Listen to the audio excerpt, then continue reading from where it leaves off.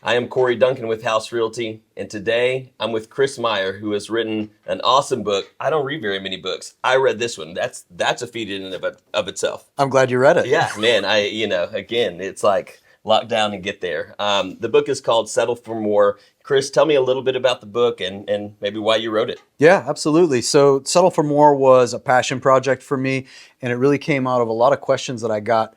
I teach negotiation, and people come to me and they always say, how do I get the best outcomes? How do I make my negotiation work in a way that I can be proud of? And I think that that was a real motivator for me to put some words on paper to say, this is how you can negotiate really well without compromising your morals. I think that when I look to the novice negotiator, I feel like they're the ones that come in the room and have a very tough, a tough perspective. They feel like the only way to get their way is to bully or push the conversation around. Yeah, it's a really common misconception that strength in negotiation looks like not giving in.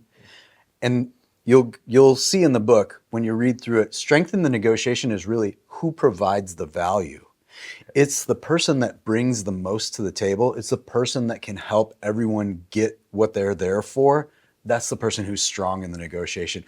It's a different mindset. It's a different way to think about negotiation. That's really what the whole book is about, is changing the way that you think about negotiation so that you're not that novice negotiator, so that you are a much more seasoned person in the room. For sure. I know we're kind of hardwired to, if we're not winning, we're losing. And I know, kind of the intro chapters here is winning versus losing. Talk about that win-lose mentality a little bit. Yeah, I think that we live in a society that is really focused on metrics and winning, and we're trying to quantify almost everything that we do. Sure. And it pushes us into this false dichotomy of I have to win the negotiation or I'm losing.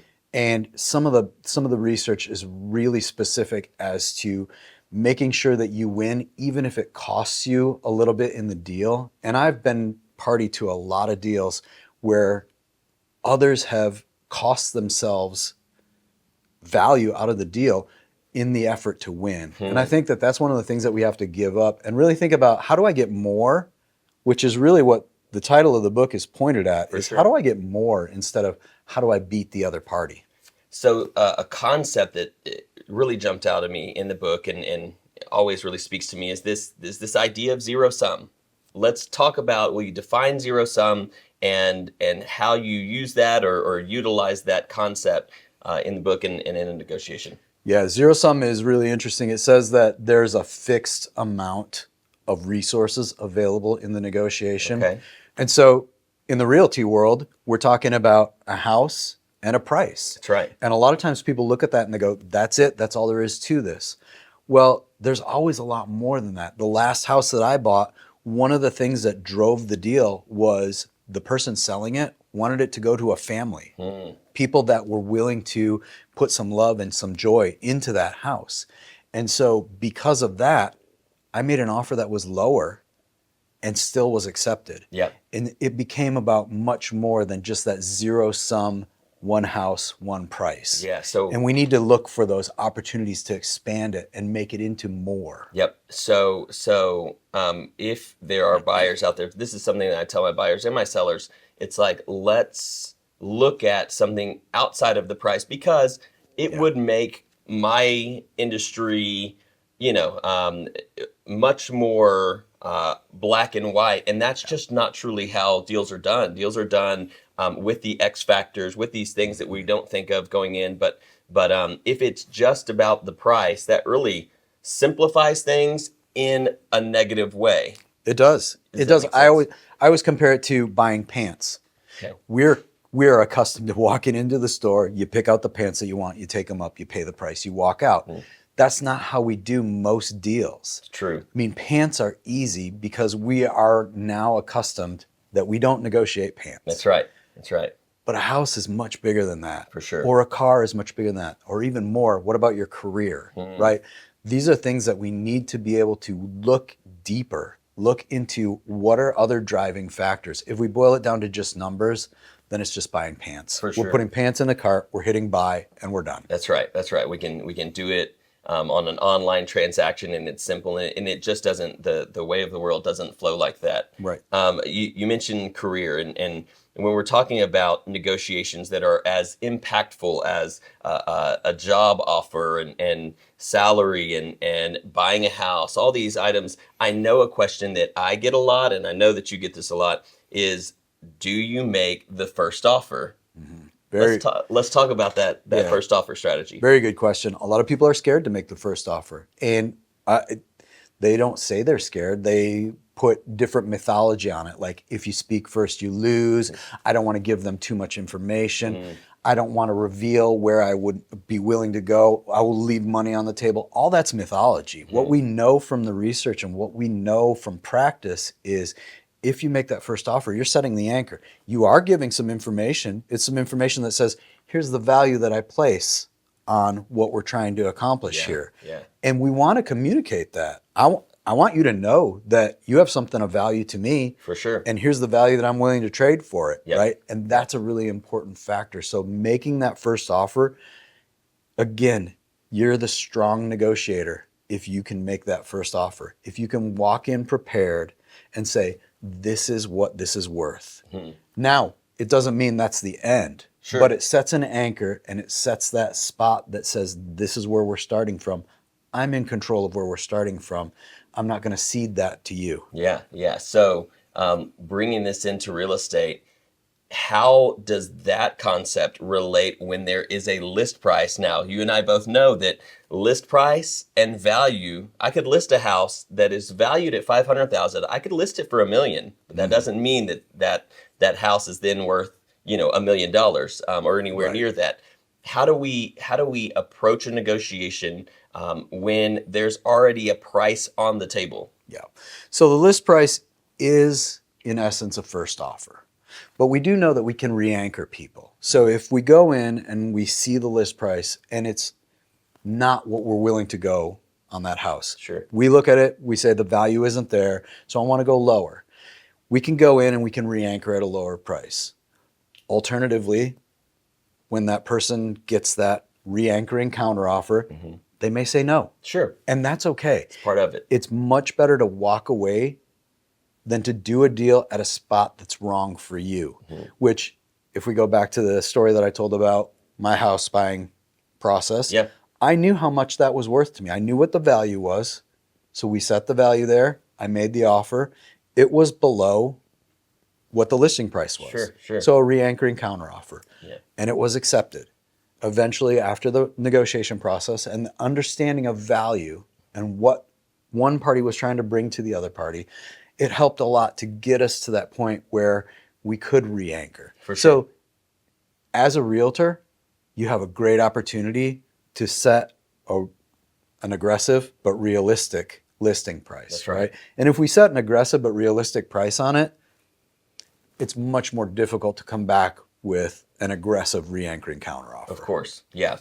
Something that, as I got deeper into the book, that really spoke to me is this idea of the relationship in a negotiation and building trust and integrity. Let's talk about that a little bit and why that's important, because again, I think we have this this I have to stay tough, I have to stay cold, and if I show some of myself, then I'm giving up, or I'm setting myself up to lose in a negotiation. So let's talk about that trust and integrity portion. Yeah, absolutely. I think one of the things that we miss in the modern world is that building the relationship. We do things very quickly, and everything is so much information is available to us on the internet. So much information is available to us from competitors, from others, Right. and it allows us to make really quick decisions.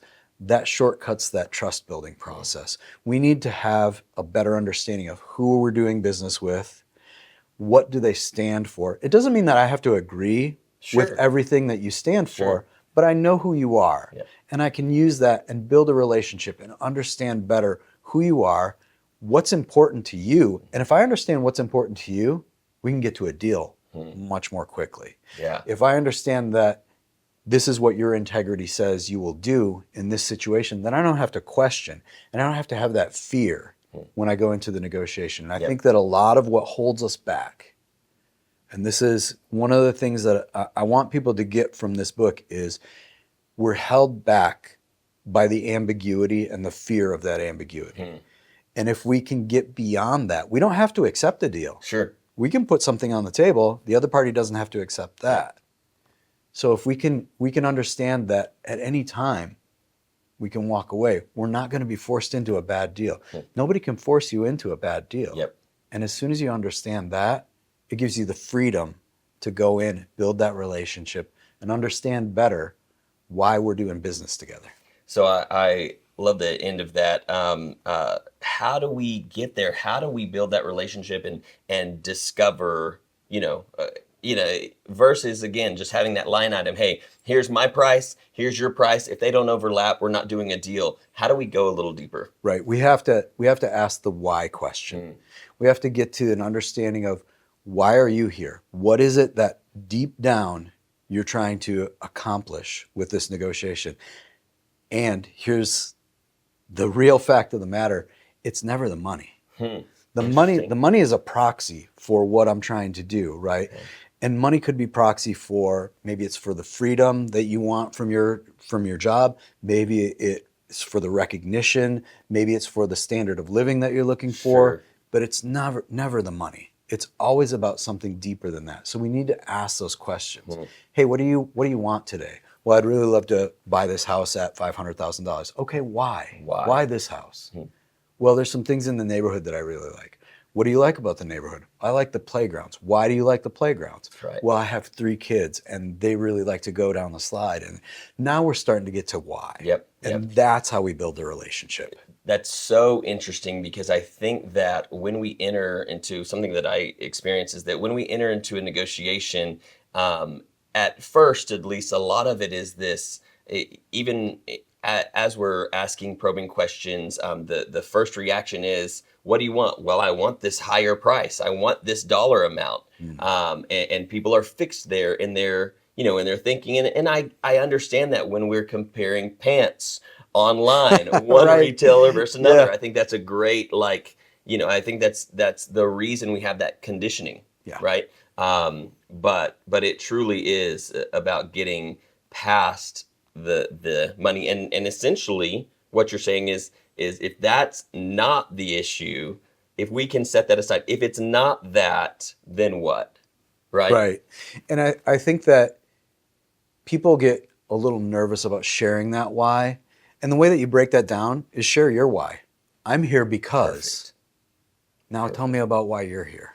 And that's a really helpful thing. Showing some in order to receive. Absolutely. Okay. I'm not saying show what your reservation point is. Show where you're going to walk away. But show them why you're there in the first place. Why am I negotiating with you today? Instead of your competitor or instead of some other thing, right? Why am I buying a house instead of buying an RV? Why am I buying a house instead of, whatever else could stand in for that? Get to the depth of it. So when we are talking about that why and getting to a price, it's like, how do we build that trust with somebody who we feel like is still holding back? If we share a little bit and they come back with a cold, with a cold answer or something that's very price focused, any tips to kind of move that forward? That makes sense. So not everyone will indulge you with their why right away. Right. There's going to be people that are tough. There's going to be people that are worried about it. And I think we need to continue to build that relationship and continue to show that I'm not here to trick you. It's not some nefarious reason that I'm asking you why you're here. I genuinely care that you get an outcome. So we need to ask questions about, do you do okay on this deal? If we do it at this level, are you going to make money? If we do it at this level, are you going to benefit? And how can I make sure that you get what you came for in this deal? And I've asked that. The last time I bought a car, I asked the car salesman, will you do all right on this deal if we do it at this level? Wow. And it changed the whole process. Change the dynamic. Yeah. Wow. Wow. I think that there's a lot to be gained by discovering, the other side, not seeing them as an opponent, seeing them as seeing the deal as a coordinated transaction versus a me versus you thing. And I know I learned a ton from this book. The book is Settle for More. It's available now on Amazon. Where you tell me, here's your plug. Yeah, absolutely. So settleformorebook.com, go there. It'll tell you more about the book. It'll tell you more about me, and it'll give you a link to go right to the Amazon page and order it. Here we go, Chris. I appreciate you coming in, man. Thanks, I look Cory. forward to sharing with more people. I got enough copies. All right. All right. Thank you. Great. Man. Thanks, Cory.